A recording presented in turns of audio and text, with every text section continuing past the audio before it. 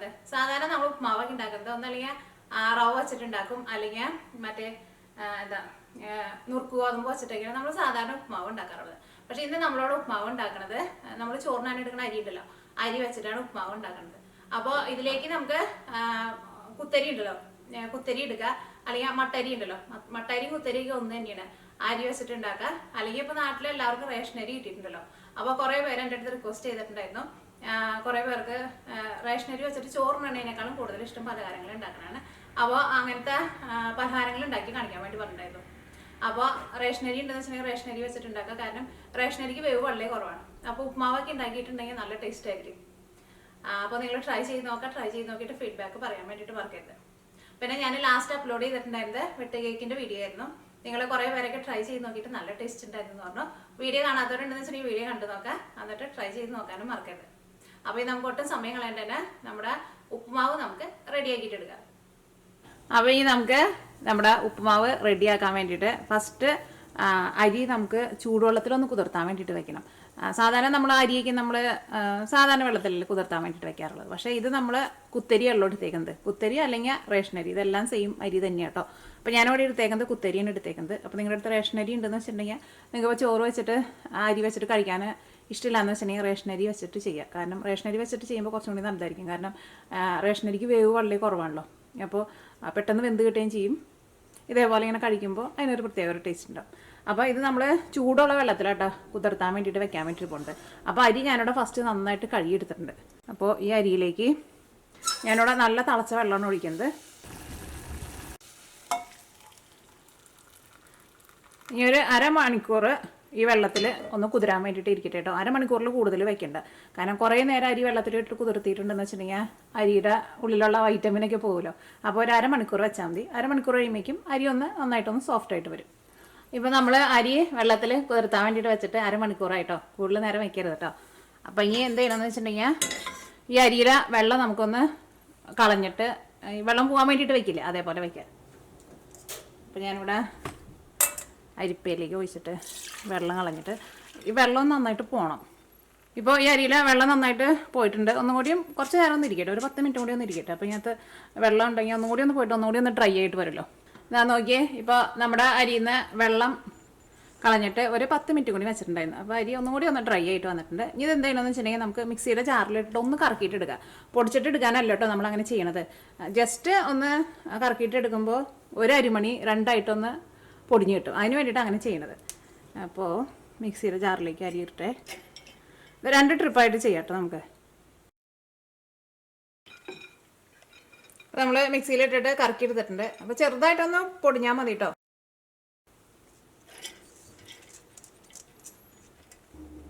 അപ്പോൾ നമ്മുടെ അരിയെല്ലാം നമ്മൾ മിക്സിയിലിട്ടിട്ട് ഇതേപോലെ കറക്കി ഒന്ന് ചെറുതായിട്ടൊന്ന് ക്രഷ് ചെയ്ത പോലെ എടുത്തിട്ടുണ്ട്. അപ്പോൾ ഒന്ന് കറക്കി കഴിഞ്ഞ് കഴിയുമ്പോൾ നിങ്ങൾ അരി നോക്കുക. അപ്പോൾ അരി ഒന്ന് ഇതേപോലെ ഇങ്ങനെ വരണം. ഒരു അരി രണ്ടായിട്ടൊന്ന് പൊട്ടണം, അതേപോലെ വരണം. അപ്പോൾ ഇനി ഇതങ്ങോട്ട് നീക്കി വയ്ക്കാം. അപ്പോൾ നമ്മുടെ ഉപ്പുമാവ് ഉണ്ടാക്കാനുള്ള അരി നമ്മൾ റെഡിയാക്കിയിട്ട് വെച്ചിട്ടുണ്ട്. ഇനി നമുക്ക് ഉപ്പുമാവിലേക്ക് ചേർക്കാൻ വേണ്ടിയിട്ട് ഞാനിവിടെ സബോള എടുത്തിട്ടുണ്ട്. അതൊരു ചെറിയ സബോളയുടെ പകുതി എടുക്കുക. എന്നിട്ട് ഇതേപോലെ പൊടിയായിട്ട് കട്ട് ചെയ്തിട്ട് എടുക്കുക. പിന്നെ ഒരു ചെറിയ കഷ്ണം ഇഞ്ചി, അതും നല്ല പൊടിയായിട്ട് കട്ട് ചെയ്തിട്ട് എടുത്തിട്ടുണ്ട്. പിന്നെ കറിവേപ്പില, പച്ചമുളക് നിങ്ങളുടെ എരിവിനനുസരിച്ചിട്ട് ചേർക്കുക. പിന്നെ കുറച്ച് ക്യാരറ്റ് എടുത്തിട്ടുണ്ട്. പിന്നെ ഇതിലേക്ക് നിങ്ങൾക്ക് ബീൻസ് വേണമെന്ന് വെച്ചിട്ടുണ്ടെങ്കിൽ ബീൻസ് ചേർക്കാം. വെജിറ്റബിൾസ് പെട്ടെന്ന് വേവണ വെജിറ്റബിൾസ് നമുക്ക് ഇഷ്ടമുള്ളത് നിങ്ങൾക്ക് ചേർക്കാം കേട്ടോ. പെട്ടെന്ന് വേവണതായിരിക്കണം. മെയിനായിട്ട് സാധാരണ നമ്മളെപ്പോഴും ക്യാരറ്റും ബീൻസും, അല്ലെങ്കിൽ പിന്നെ നമുക്ക് മറ്റേ ഫ്രഷ് ആയിട്ടുള്ള പീസ് ഉണ്ടല്ലോ, അത് വേണമെന്ന് വെച്ചിട്ടുണ്ടെങ്കിൽ അത് ചേർക്കാം. ഇനി നിങ്ങളുടെ അടുത്ത് കോണുണ്ടെന്ന് വെച്ചിട്ടുണ്ടെങ്കിൽ അത് ഉണ്ടെങ്കിൽ അത് ചേർക്കുക. അതൊക്കെ നമ്മുടെ ഇഷ്ടത്തിനനുസരിച്ചിട്ട് നിങ്ങൾക്ക് ഇതിനകത്ത് മാറ്റം വരുത്താം കേട്ടോ. പിന്നെ അതേ കുറച്ച് കടലപ്പരിപ്പ് എടുത്തിട്ടുണ്ട്.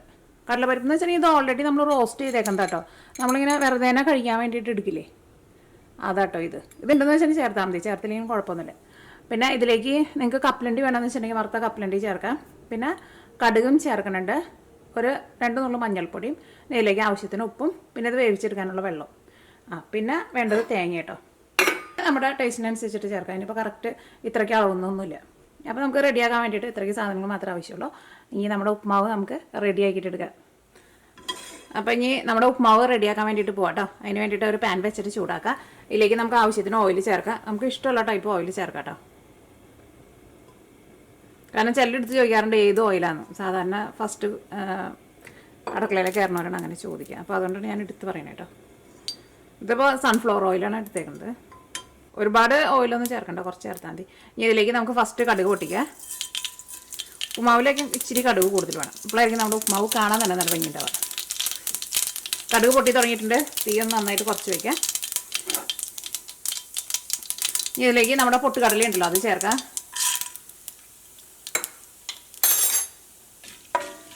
പൊട്ടുകടലയും ഇതിൻ്റെ കൂടെ കിടന്നിട്ട് നന്നായിട്ടൊന്ന് ചൂടാവട്ടെ. അത് ഓൾറെഡി റോസ്റ്റ് ചെയ്തിട്ടുണ്ട് അത്, പക്ഷെ ഒന്നും കൂടി ഒന്ന് ചൂടാകുമ്പോൾ ഒന്നും കൂടി നല്ലൊരു ക്രഞ്ചി ആയിട്ട് വരും. ഓക്കെ, ഇനി ഇതിലേക്ക് നമ്മുടെ സവോള, ഇഞ്ചി, പച്ചമുളക്, കറിവേപ്പിലേക്ക് ചേർക്കാം.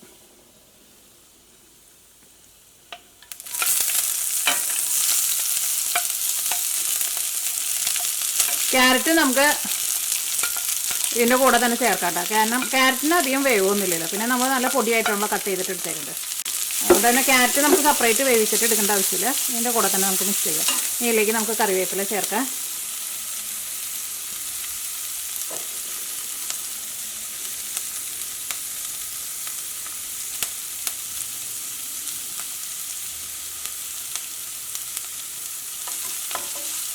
ഇതെല്ലാം കൂടിയിട്ട് നന്നായിട്ടൊന്ന് വഴറ്റിയിട്ട് എടുക്കുക. ഇതൊന്ന് മുരിയാൻ വേണ്ടിയിട്ട് നിൽക്കണ്ട കേട്ടോ. മൂടി വയ്ക്കണ്ട, തുറന്ന് തന്നെ വെച്ചാൽ മതി. അപ്പോഴായിരിക്കും നമ്മുടെ ഈ ക്യാരറ്റൊക്കെ ആയിരുന്നാലും ഒന്ന് നന്നായിട്ട് മുരിഞ്ഞ് വരാം. അപ്പോഴായിരിക്കും കഴിക്കാൻ വേണ്ടിയിട്ട് നല്ല ടേസ്റ്റ് ഉണ്ടാവും. സാധാരണ നമ്മൾ ഫ്രൈഡ് റൈസൊക്കെ ഉണ്ടാക്കുമ്പോൾ ഇങ്ങനെയാണല്ലോ ചെയ്യുന്നത്. ഫ്രൈഡ് റൈസൊക്കെ ഉണ്ടാക്കുമ്പോഴായിരുന്നാലും നമ്മൾ മൂടി വെച്ചിട്ട് നമ്മൾ വേവിക്കരുത്. അപ്പോൾ നമ്മുടെ അതിനകത്ത് ചേർത്താണ് വെജിറ്റബിൾസൊക്കെ ആണ്ട് വെന്ത പോലെ വരും, മുരിയില്ല.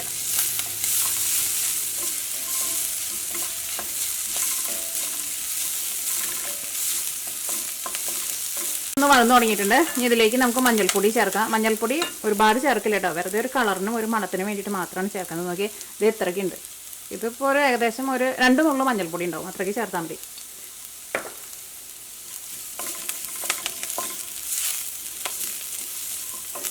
മഞ്ഞൾപ്പൊടിയും ചേർത്ത് കഴിഞ്ഞിട്ട് നന്നായിട്ടൊന്ന് മിക്സ് ചെയ്യണം കേട്ടോ. കാരണം മഞ്ഞൾപ്പൊടിയും ഇതിനകത്ത് കിടന്നിട്ട് നന്നായിട്ടൊന്ന് മുരിയണം. അപ്പോൾ ഇത് നന്നായിട്ടാണ് മുരിയുന്നതിന് മുമ്പ് തന്നെ മഞ്ഞൾപ്പൊടി ചേർത്തോ. ഇപ്പോൾ നല്ലൊരു കളറൊക്കെ വന്നിട്ടുണ്ട്. ആ മഞ്ഞൾപ്പൊടി ചേർത്തിട്ട് ഇളക്കുമ്പോൾ തന്നെ നല്ലൊരു മണം വരും.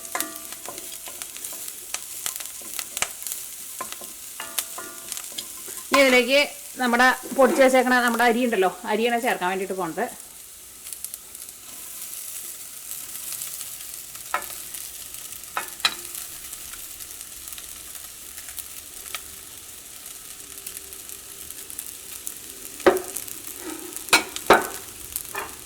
ഇതിലേക്ക് തേങ്ങയും ചേർക്കുക. തേങ്ങയ്ക്ക് നിങ്ങൾക്ക് നന്നായിട്ട് വേണമെന്ന് വെച്ചാൽ നിങ്ങൾ അതനുസരിച്ചിട്ട് കുറേ തേങ്ങ ചേർത്തോട്ടോ. തേങ്ങയ്ക്ക് നന്നായിട്ട് ചേർത്താണെങ്കിൽ അത്രയ്ക്ക് ടേസ്റ്റ് ഉണ്ടാവും. കാരണം നാട്ടിലേക്ക് ആകുമ്പോൾ മിക്കവാറും വീട്ടിൽ തെങ്ങ് ഉണ്ടാവും, അപ്പോൾ വേണ്ട തേങ്ങ ഉണ്ടാവും. ഇവിടെ എൻ്റെ അടുത്ത് അധികം തേങ്ങയൊന്നും ഇല്ല കേട്ടോ. ഞാൻ ഫ്രീസറിൽ തേങ്ങ കുറച്ച് വാങ്ങിച്ചു വെച്ചിട്ടുണ്ട്, അധികമൊന്നുമില്ല.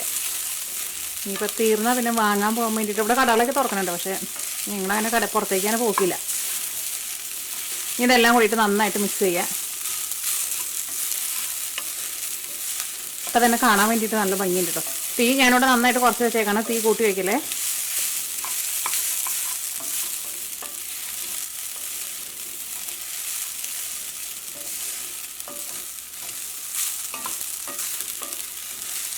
അപ്പോൾ ഇതെല്ലാം കൂടിയിട്ട് നന്നായിട്ട് മിക്സ് ആയിട്ടുണ്ട്. ഇനി ഇതിലേക്ക് നമുക്ക് ആവശ്യത്തിന് വെള്ളവും ചേർക്കണം, ഉപ്പും ചേർക്കണം. ഇതിലേക്ക് നമുക്ക് ഫസ്റ്റ് വെള്ളം ചേർക്കാം.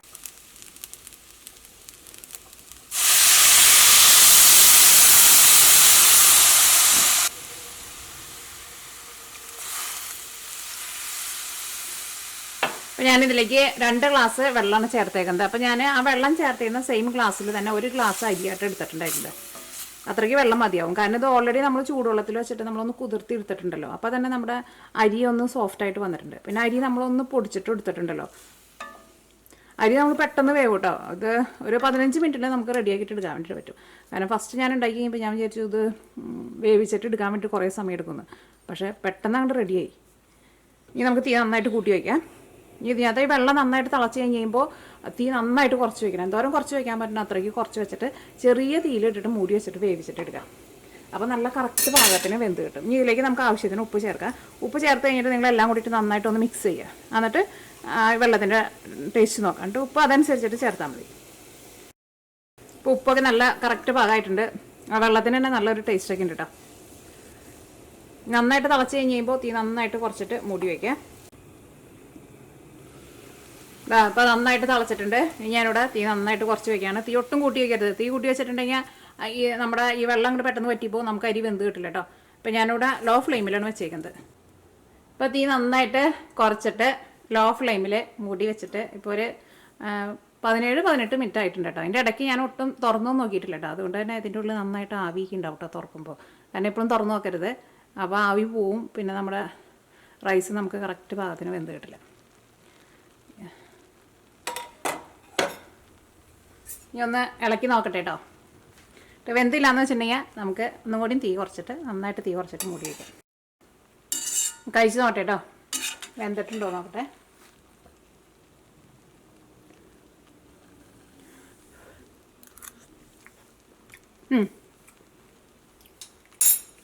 അരിയൊക്കെ നന്നായിട്ട് വെന്തിട്ടുണ്ട്. ഒരുപാട് വെന്ത് കുഴഞ്ഞു പോരുത് കേട്ടോ. ഉപ്പൊക്കെ നല്ല കറക്റ്റ് ഭാഗമായിട്ടുണ്ട്. ഞാനിതിവിടെ തുറന്ന് വെച്ചിട്ട് ഒരു 5 മിനിറ്റും കൂടി ഒന്ന് വെക്കണം കേട്ടോ ചെറിയ തീയിൽ. അപ്പോൾ ഞാൻ വെള്ളമൊക്കെ ഉണ്ടെങ്കിൽ ഒന്ന് വലിഞ്ഞിട്ട് ഒന്നും കൂടി നന്നായിട്ടൊന്ന് ഡ്രൈ ആയിട്ട് വരും. നിങ്ങളെല്ലാവരും ട്രൈ ചെയ്ത് നോക്കുക. ഇതിലേക്ക് നിങ്ങൾ ഉപ്പൊക്കെ ചേർക്കുമ്പോൾ കറക്റ്റ് അളവിൽ ചേർക്കണം കേട്ടോ. വെള്ളത്തിൽ ഉപ്പിൻ്റെ അളവ് ഒരു പൊടിക്കൊന്ന് കൂടി നിൽക്കണം. അപ്പോഴായിരിക്കും നമ്മുടെ ആ ചോറിലേക്കുള്ള ആ ഉപ്പും കൂടിയിട്ട് കിട്ടുക കേട്ടോ. അത് പറഞ്ഞിട്ട് കുറേ ഉപ്പ് ചേർക്കരുത്. അപ്പോൾ ട്രൈ ചെയ്ത് നോക്കുക. ട്രൈ ചെയ്ത് നോക്കിയിട്ട് ഫീഡ്ബാക്ക് പറയാൻ വേണ്ടിയിട്ട് മറക്കരുത്. ഒരുപാട് വെള്ളം കോരി ഒഴിച്ചിട്ട് അരി വേവിച്ചിട്ട് എടുക്കരുത് കേട്ടോ. ആകെ വെന്ത് കുഴഞ്ഞു പോകും. അപ്പോൾ നമുക്ക് നാളെ വേറൊരു പുതിയ റെസിപ്പി ആയിട്ട് വരാം. അപ്പോൾ ഞാനിതും കൂടി ഒന്ന് കഴിക്കട്ടെ.